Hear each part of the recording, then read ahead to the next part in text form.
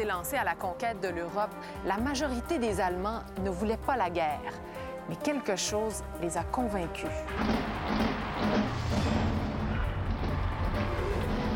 C'était un déluge de propagande nazie qui a vite fait d'apaiser leurs craintes.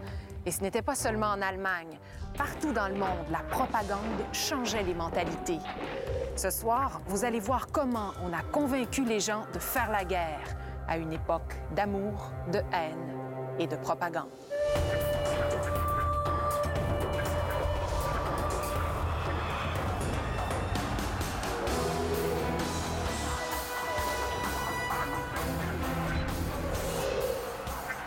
Avril 1939. C'est le printemps en Allemagne nazie et Berlin est en fête. Le Führer fête son 50e anniversaire.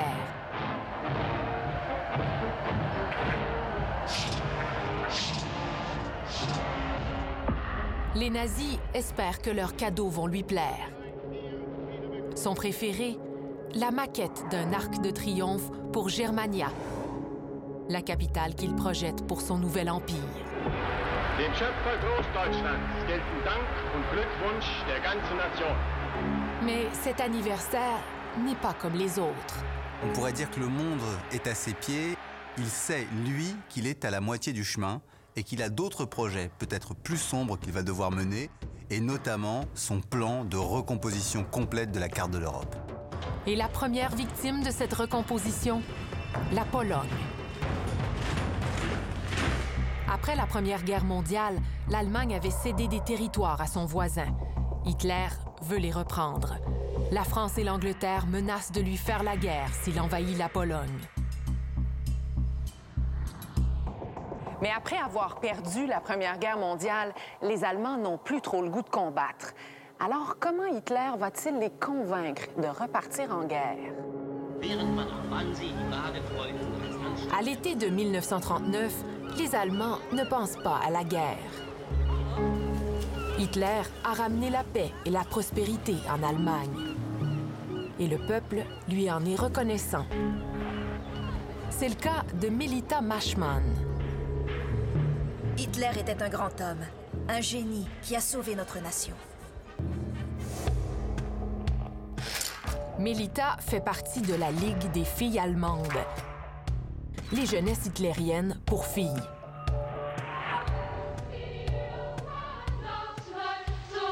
Elles adorent les sports de plein air, la nature et Hitler.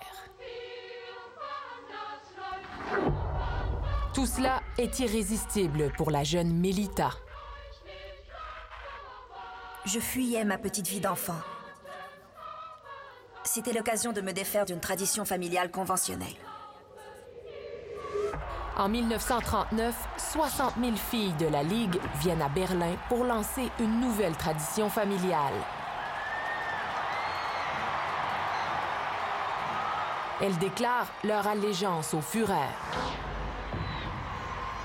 C'est vraiment une organisation qui est faite pour transformer les jeunes filles allemandes en des femmes responsables, en des femmes qui soient capables de devenir les élites, qui soient capables de conduire le pays, mais qui en même temps soient des gens parfaitement prêtes à répondre aux exigences du parti. Mais même ces ferventes admiratrices ne veulent pas la guerre. La rumeur d'une guerre circulait, mais nous n'étions pas inquiets. Nous étions convaincus qu'Hitler était un homme de paix. Alors, comment un homme de paix déclenche-t-il une guerre? Voici comment Hitler décrit sa stratégie. Les événements doivent être présentés de façon à ce que les masses puissent conclure inconsciemment qu'il sera nécessaire de recourir à la force si on ne peut pas résoudre cette question dans la paix. Pendant qu'Hitler planifie la guerre, son maître propagandiste, Joseph Goebbels, en fait déjà la promotion dans la presse, contrôlée par les nazis. Le message est simple, accuser la Pologne. Pour la propagande allemande, la guerre avec la Pologne est une guerre défensive. L'Allemagne est un pays pacifique qui ne fait que se défendre. Chaque jour, le ministère de la Propagande dicte aux journaux ce qu'ils doivent publier et à quel moment. La directive du 10 août 1939 stipule que la Une doit faire état d'agressions contre des citoyens d'origine allemande en Pologne. Des Allemands enchaînés comme des criminels. La terreur contre les Allemands augmente continuellement. Les Polonais tirent sur l'avion du secrétaire d'État. À Berlin, William Shirer, le correspondant de la radio de CBS, est stupéfait. Le reste du monde croit que l'Allemagne menace d'attaquer la Pologne. Ici, on soutient le contraire. Vous devez vous dire, les Allemands ne peuvent pas croire à ces mensonges. Pourtant, lorsqu'on leur parle, on constate qu'ils y croient vraiment. La directive ministérielle du 26 août stipule que les reportages sur les atrocités ne doivent pas cesser. La guerre des nerfs doit continuer. Les Allemands vivent dans la terreur. La fièvre de la guerre s'empare de la Pologne. La représentation des Polonais dans la propagande, c'est que c'est un peuple barbare, belliqueux, qui veut la guerre et qui va utiliser des moyens sournois. Un autre niveau de la propagande était de présenter cette guerre comme nécessaire pour la défense des minorités allemandes dans l'Est de l'Europe. De son bureau, Shirer est bien placé pour observer la manipulation. Demain, les journaux diront « Le Führer exige que le peuple soit patient, car il veut épuiser toutes les possibilités de règlement pacifique. » Mais la vérité est tout autre. Lors d'une réunion secrète, Hitler informe ses collaborateurs que le conflit qu'il s'apprête à déclencher sera d'un nouveau genre. Il leur dit que les escadrons de la mort sont en place et qu'ils attendent l'ordre de tuer sans merci tous les Polonais. L'objectif, la destruction physique de l'ennemi.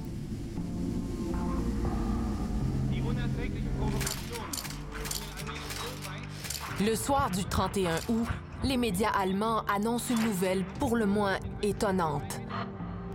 Des partisans polonais ont attaqué un émetteur de radio allemand. Hitler déclare « Je n'ai d'autre choix que de répondre à la force par la force ». L'invasion de la Pologne est lancée. La pseudo-attaque polonaise sur la radio, c'est une invention de la propagande allemande. C'est tout simplement un mensonge qui permet de couvrir l'invasion. Le peuple allemand accepte le mensonge d'Hitler, mais la France et la Grande-Bretagne refusent d'y croire et déclarent la guerre à l'Allemagne. Le monde est de nouveau en guerre. Les mensonges ne font que commencer.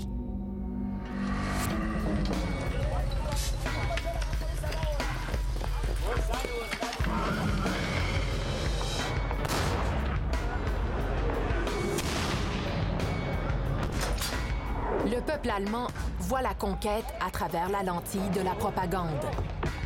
Le peuple polonais la vit dans toute sa brutalité. Les Allemands considèrent les Polonais comme des sous-hommes. La Pologne et ses habitants n'ont plus le droit d'exister. Sans attendre, les soldats allemands exécutent des civils et des prisonniers de guerre. Un geste qui va à l'encontre de toutes les conventions de guerre.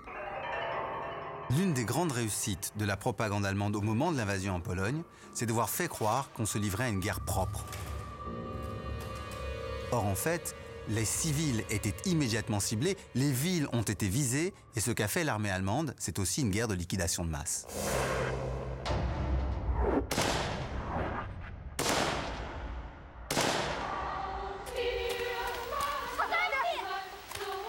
« 10 000 jeunes femmes sont envoyées vers l'Est pour établir des colonies allemandes. Parmi elles, Melita Mashman. J'étais remplie d'un sentiment de supériorité. La relation était claire. Je donnais des ordres et ces personnes les exécutaient. Les Polonais et les Juifs sont chassés de leur demeure. Des Allemandes les remplacent. Les filles d'Hitler mettent en pratique l'idéologie nazie. Parmi les filles qui viennent en Pologne, il n'y a pas que des fanatiques. Il y en a certaines qui sont indifférentes, mais la plupart d'entre elles veulent bien faire. Elles ont le zèle de ceux qui veulent bien travailler et qui veulent tout simplement servir leur pays. Sous les nazis, la Pologne devient l'Allemagne. On interdit les journaux, les livres et les associations. On ferme les écoles et les théâtres. Les parcs, les tramways, même les trottoirs sont réservés aux Allemands. La Pologne cesse tout simplement d'exister. Et qu'est-ce qui se passe pendant ce temps-là en Allemagne? Eh bien, les gens sont très soulagés et vont au cinéma.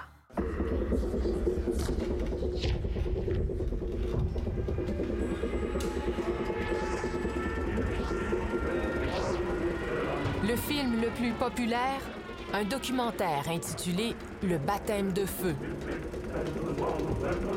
Un hommage appuyé à l'armée de l'air allemande. Weit hinein in Polens Herz stößt des deutschen Schwertes Spitze vor. Le film montre la destruction complète d'une Varsovie sans défense. C'est un film effectivement intimidant, qui impressionne, qui est fait pour ça, et qui donne toute la puissance matérielle de l'Allemagne, puisqu'il est d'abord fondé sur la puissance de l'aviation.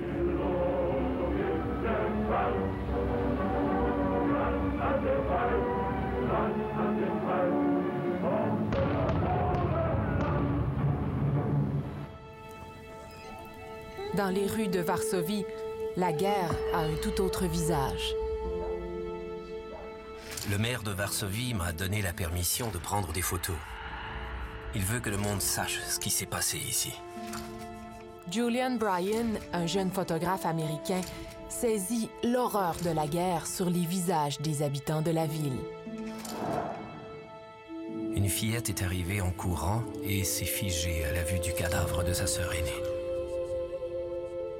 Elle ne pouvait comprendre pourquoi sa sœur ne lui répondait pas.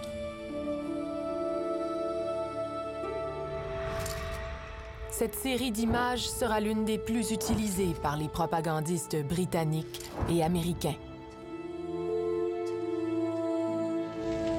Varsovie est la première ville touchée par la guerre apocalyptique d'Hitler.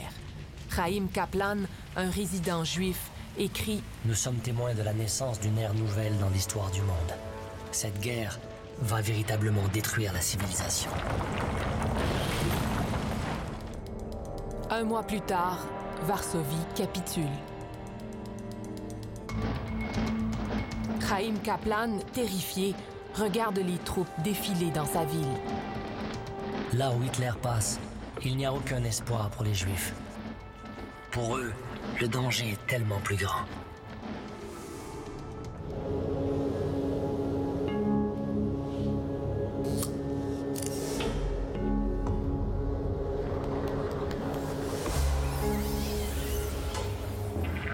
Juin 1940. Le monde entier est consterné. L'armée allemande défile sur les Champs-Élysées, au cœur de Paris. C'est inconcevable. C'est humiliant, mais c'est bel et bien vrai. En 1940, les armées d'Hitler ont conquis plusieurs pays, au nord et à l'ouest. En peu de temps, les Allemands ont vaincu les forces françaises et alliées et ont envahi la France.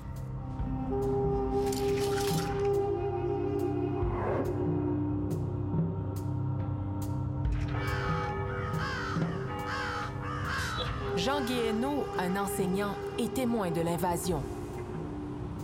Je suis plein de douleur, de colère et de honte. Je ne le savais pas que j'aimais tant mon pays. Ces hommes gris que je commence à croiser dans les rues, c'est l'invasion des rats.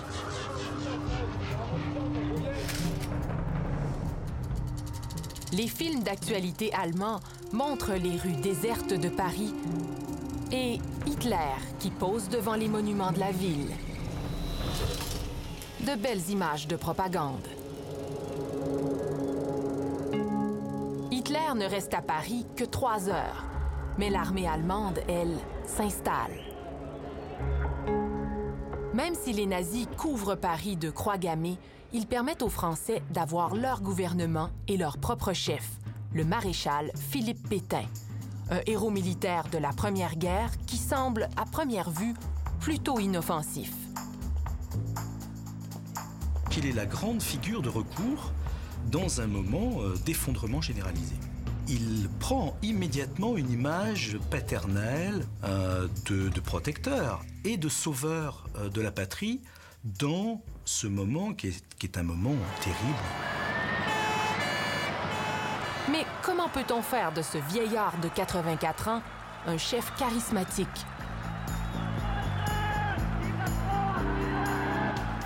Pétain entreprend une tournée du pays pour rassurer ses concitoyens. Et il lance une grande offensive qui vise non pas les Allemands, mais bien les Français. Son arme, sa photo. Le facteur va de maison en maison offrir les portraits du grand chef, dont l'image, de même qu'elle se trouve dans les cœurs, doit avoir sa place dans chaque foyer de France.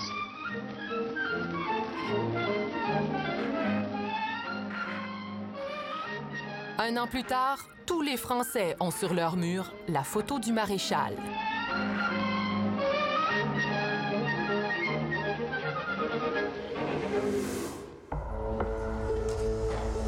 Mais il s'avère que Pétain est un homme de droite qui veut faire disparaître de la France toute trace de modernité. Pétain voulait recréer la France, assainir la communauté nationale, un peu à la façon nazie. Donc il a fait tout dans son pouvoir pour exclure de la communauté nationale en même temps les Juifs, les communistes, les socialistes. Pétain veut se débarrasser de tous ces gens qu'il considère indésirables. Parmi eux, les enseignants. Le maréchal Pétain ne tient pas les enseignants en haute estime. Il les accuse d'être en partie responsables de la défaite aux mains des nazis. Pour lui, les enseignants sont des athées, des gauchistes et des pacifistes qui ont contaminé l'esprit des enfants. Il décide d'intervenir. Mais le maréchal a pensé de son côté au jour de l'an de ses petits visiteurs. Pétain est omniprésent dans la vie de tous les enfants. Il est dans les parcs, sur le matériel d'enseignement et dans les manuels scolaires, comme un héros qui vient à leur secours. Le sauveur de leur patrie.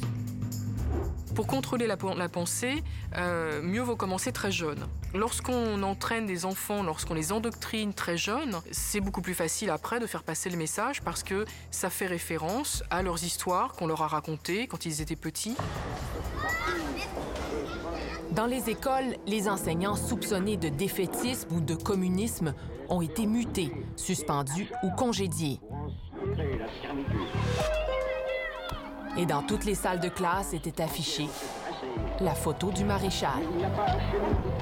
L'enseignant Jean Guéhenno est horrifié. Cet homme, qui comme Dieu le Père, présidait à nos travaux, il n'y avait pas de fuite. L'ordre, la discipline et le respect de l'autorité sont de rigueur. Et pour surveiller les enseignants, on nomme des inspecteurs. Au moindre mot que je prononce, je le vois prendre des notes. Il s'est fait un recueil de toutes celles de mes paroles qui lui paraissent suspectes, de tous mes blasphèmes contre l'ordre nouveau. L'histoire des idées est désormais suspecte. Signe des temps.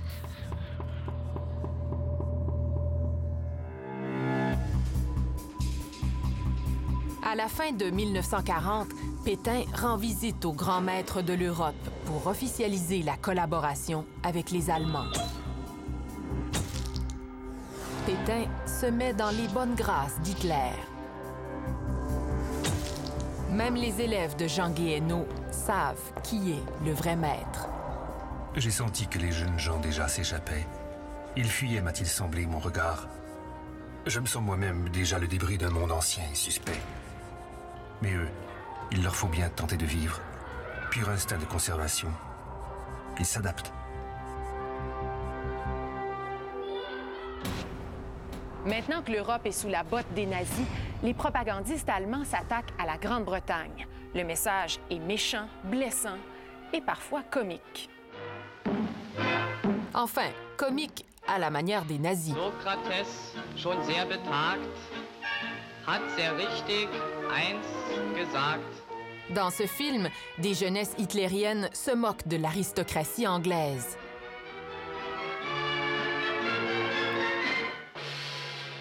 Mais dans cette guerre de l'humour, les Alliés ont leur arme secrète.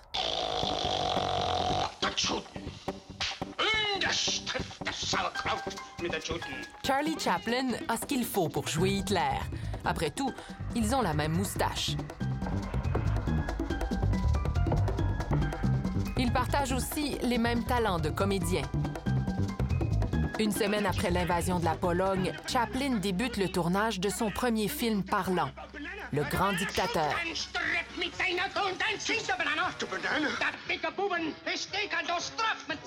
Un an plus tard, Hitler avait conquis presque toute l'Europe et Chaplin tournait toujours son film. En plein tournage, j'ai reçu des avertissements de la United Artists. Mais j'étais déterminé à poursuivre. Il fallait ridiculiser Hitler. Dans Le Grand Dictateur, Chaplin joue le rôle d'Adénoïde Hinkle. Les propagandistes britanniques s'en donnent à cœur joie. Who is this man who looks like Charlie Chaplin?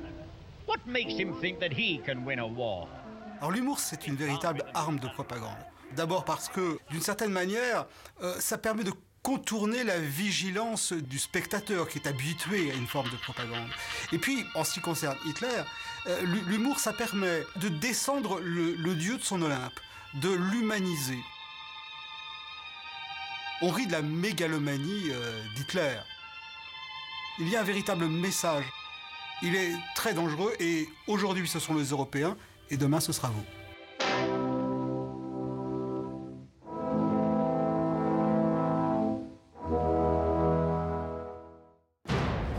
En 1939, les nazis ont réussi à convaincre le peuple d'appuyer la guerre. Maintenant, la propagande allemande veut rendre le meurtre acceptable. Victime du passé est l'un des films préférés d'Hitler.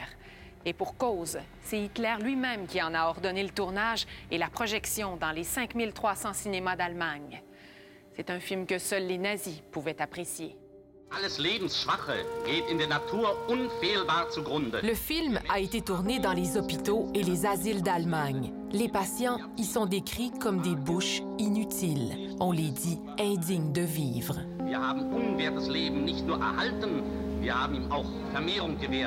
C'est le début d'une campagne pour les exterminer.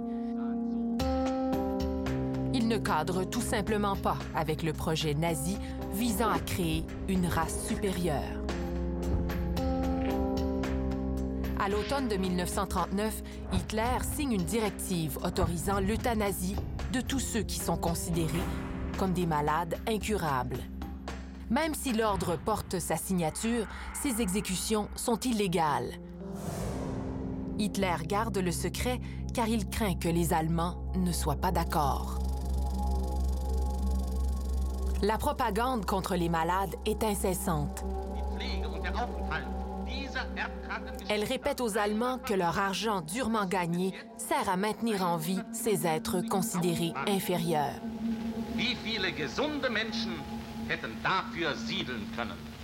Et pour ceux qui n'auraient pas compris, le film L'Héritage présente clairement le message. La propagande est efficace à condition que la population en son fort intérieur soit déjà réceptive. Mais sur cette question très particulière qu'est l'euthanasie et plus généralement l'eugénisme, la propagande arrive sur un terrain qui n'est pas favorable dans la mesure où les racines chrétiennes, les racines morales, contrarient complètement la démarche. Elvira Hempel est dans un asile, considérée à tort comme faible d'esprit. L'âme de la mort vient presque tous les jours. L'enfant qui n'a qu'un œil reçoit une injection. Il meurt. L'âme de la mort revient. un autre enfant meurt. L'homme de la mort a toujours du travail. Ces hommes de la mort sont des médecins. Ils sont nombreux à appuyer le programme d'euthanasie. C'était une opération qui était très organisée, bureaucratique et entièrement conduite par des médecins. Dans la plupart des cas, c'était une décision de mort, avec un code spécial qui était placé sur le dossier. Les malades sont si nombreux que les nazis doivent trouver une façon plus rapide de les tuer. Les patients seront dorénavant dirigés vers des centres de la mort. Un jour, je n'ai plus entendu les bébés pleurer. Tous les lits étaient vides. J'ai couru vers la salle où l'on gardait les malades plus âgés. Tous les lits étaient vides aussi. Pour cacher la réalité, on remet aux familles des victimes des certificats de décès falsifiés. Mais impossible de cacher l'épaisse fumée noire qui s'échappe des crématoires. Un jour, l'autobus se présente à nouveau devant l'asile. Cette fois, pour y prendre Elvira. J'ai gratté la peinture de la vitre avec mon doigt. J'ai regardé dehors et je n'ai vu que des maisons et des arbres défiler. Rien d'autre. Les enfants sont menés au sous-sol où on leur dit de se déshabiller. Ils doivent prendre une douche. La femme poussait les enfants dans une pièce derrière une grosse porte. Je me suis cachée derrière le médecin. Il m'a demandé mon nom et mon âge. Je lui ai donné. Il m'a dit « Rhabille-toi ». J'étais sauvée. Derrière la grosse porte, les enfants sont en train de mourir. Les douches sont en fait une chambre à gaz. L'institution qui deviendra le symbole de l'Allemagne nazie vient de naître.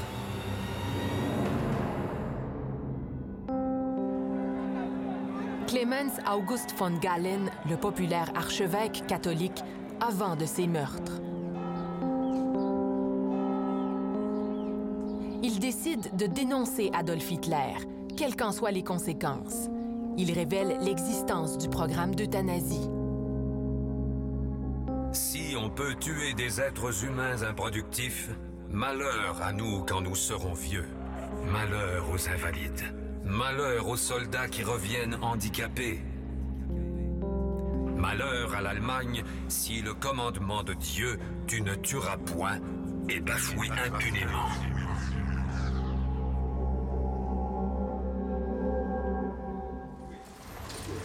Ce soir-là, l'archevêque s'attend à être arrêté. Mais la Gestapo ne se présente pas. Il reçoit plutôt la visite de gens qui veulent des copies de son sermon.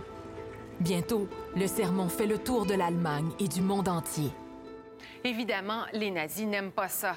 La plupart veulent que von Galen soit arrêté. Certains souhaitent même qu'il soit pendu.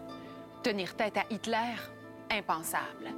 Mais ce qui est arrivé ensuite est encore plus difficile à croire. Au lieu d'arrêter von Galen, Hitler ordonne qu'on cesse les exécutions par le gaz. La propagande pour l'eugénisme, elle s'attaque à quelque chose de central dans la civilisation. Elle remet en cause l'idée qu'une vie d'être humain vaille la peine d'être vécue. Elle part du principe que certaines vies devraient être annihilées dès l'origine. Et ça choque profondément les Allemands. Le gaz n'est plus utilisé. On continue cependant à tuer les malades par injection ou en les laissant mourir de faim. À la fin de la guerre, presque 200 000 adultes et enfants auront été exécutés.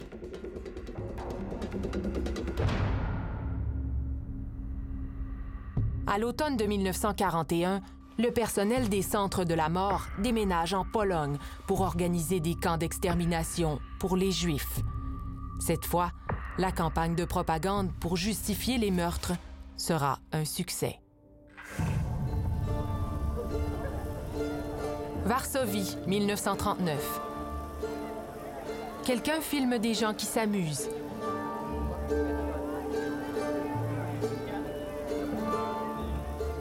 Ça n'a rien de spécial. Sauf que ce sont peut-être les dernières images heureuses des Juifs de Varsovie. En octobre, les nazis prennent le contrôle de la Pologne et de sa population juive. Bientôt, les caméras nazies commencent à tourner. C'est d'elles que viennent la plupart des images des Juifs polonais de cette période. Sont-elles fidèles à la réalité? Peut-on s'y fier? Avec les images qu'ils vont tourner à Varsovie, les Allemands veulent transmettre un message bien précis. L'idéologie raciale nazie va imposer d'emblée, assez rapidement, cette opposition entre la race aryenne et les Juifs réduits à l'état de virus, bacilles, etc. Alors, au lieu de ces images, voici ce que voient les Allemands.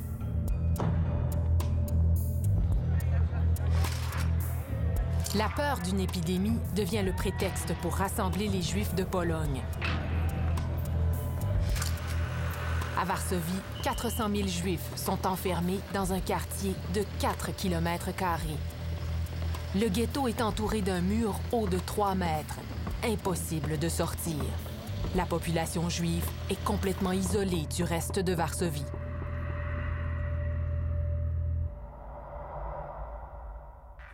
Pour fausser la réalité, les propagandistes nazis utilisent le ghetto de Varsovie comme un décor de cinéma. Ces enfants sont des figurants. Ils font partie d'une mise en scène pour un film qui vise à démontrer qu'il y a beaucoup de nourriture dans le ghetto, mais seulement pour les plus fortunés.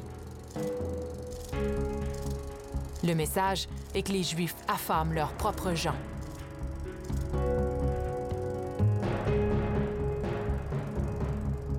C'est une cruelle supercherie. La vérité, c'est que ce sont les nazis qui affament systématiquement les Juifs de Varsovie. La ration officielle n'est que de quelques centaines de calories par jour. Adam Tcherniakov est chef du Conseil juif. Les enfants sont des squelettes vivants. Ça fait longtemps que je n'ai pas autant pleuré.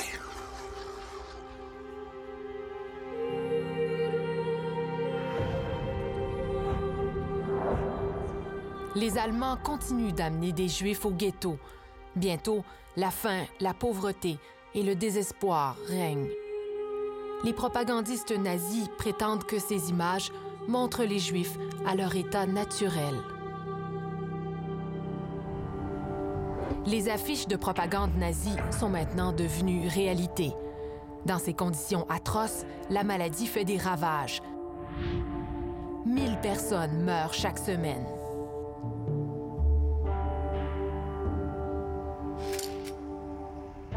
Le 5 mai, les membres de l'équipe de tournage sont arrivés. Je leur ai demandé pourquoi ils ne filmaient pas nos écoles. Nos réalisations ne les intéressaient pas. 6 mai, les cinéastes allemands sont venus voir des cadavres placés en quarantaine. Le Péril juif, un des films les plus dégradants de l'histoire du cinéma, exploite le sort des Juifs du ghetto de Varsovie. Sie sind hinterlistig, feige und grausam und treten meist in großen Scharen auf. Nicht anders als die Juden unter den Menschen.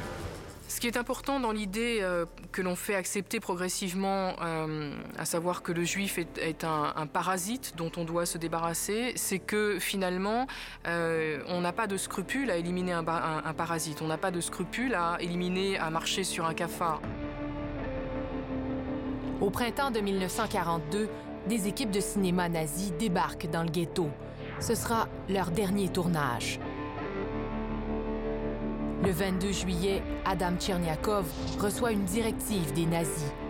Les déportations massives débutent le jour même. Je dois livrer 9000 personnes d'ici 16 heures. On me demande de tuer les enfants de mon peuple. Il écrit une dernière note à sa femme et avale une capsule de cyanure. Déjà, plus de 100 000 Juifs du ghetto de Varsovie sont morts. 300 000 autres vont périr dans les camps de concentration. En Allemagne, il n'y aura aucune protestation cette fois. Le plus effrayant, c'est de penser que ce ne sont pas des fanatiques qui ont seulement permis l'Holocauste. Il y a eu aussi tous ceux qui en ont profité matériellement et qui ont fermé les yeux au moment où il y avait des arrestations, des saisies, des vols.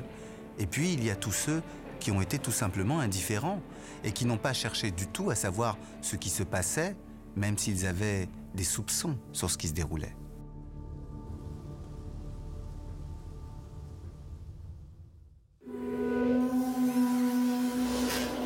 En Orient, une autre grande puissance se manifeste, le Japon. Le Japon aussi croit à la supériorité de sa race et a soif de conquête. En 1937, le Japon avait envahi la Chine et massacré le peuple chinois qu'il considérait comme inférieur. Le Japon croit qu'il doit dominer l'Asie en entier. Et pour parvenir à ses fins, il utilise un outil de propagande pour le moins étonnant, la manga. Les dessins sont amusants, mais le message de propagande, beaucoup moins. Le personnage le plus populaire est le chien-soldat Norakuro. Son bataillon de chiens sauvages se bat contre une armée de porcs abrutis dirigée par le général Côtelette. On comprend qu'il s'agit des Chinois. The Chinese army is pigs. Les cochons, c'est l'armée chinoise. Le rôle du Japon dans l'invasion de l'Asie est déjà défini. Une bataille entre des gens comme vous et des gens différents de vous. Not like you.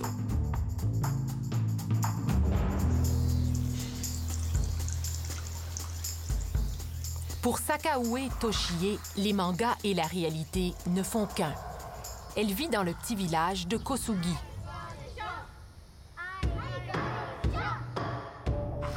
À l'école, l'empereur du Japon est au cœur de l'enseignement. L'empereur était divin, mais il était bon et bienveillant comme un second père. J'ai appris à être une bonne patriote, loyale et obéissante. Patriotisme, religion et empereur ne font qu'un. L'empereur est un demi-dieu, les Japonais une race pure et bénie des dieux. Pour les Japonais, la conquête de l'Asie est une guerre sainte. Que le Japon a une légitimité à conquérir l'Asie. C'est vraiment la grande idée de l'époque que les Japonais, en vertu d'un processus historique donné, sont, de fait, devenus une nation supérieure aux autres nations de l'Asie. Le Japon prépare son peuple pour une guerre dont le but est d'expulser les Occidentaux de l'Asie. C'est une guerre qui exige l'engagement de chaque Japonais. Naturellement, ce qu'on demande à la population japonaise, c'est d'être solidaire de la nation, de ne pas critiquer la politique nationale. C'est donc une logique de sacrifice de l'individu au profit du collectif. À Kosugi, Rikichi, le frère aîné de Toshie, est appelé aux armes. On a accompagné Rikichi à la gare en agitant nos petits drapeaux. Toute l'école est venue lui dire au revoir.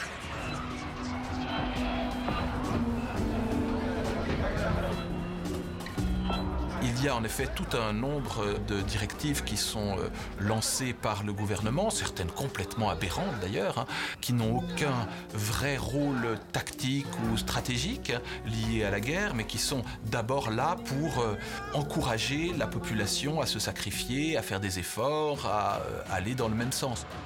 Tout citoyen doit appartenir à une association de quartier qui veille à ce que chaque citoyen soit prêt à combattre. Ils s'entraînaient à tuer l'ennemi avec des bâtons. On voulait faire croire aux citoyens qu'ils pouvaient gagner cette guerre.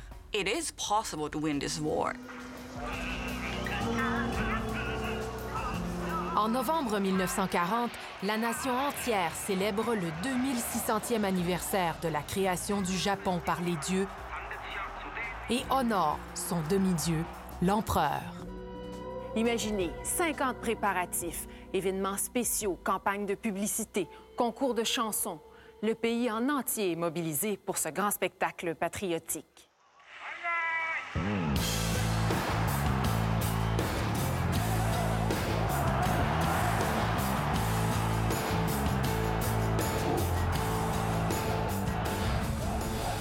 ciel veillait sur nous. Nous étions convaincus de gagner. Il y a ce sentiment qu'on participe à une aventure extraordinaire de libération de l'Asie, d'affirmation du Japon comme grande puissance. C'est vraiment l'aboutissement d'un processus de cristallisation de l'idéologie nationaliste de l'époque.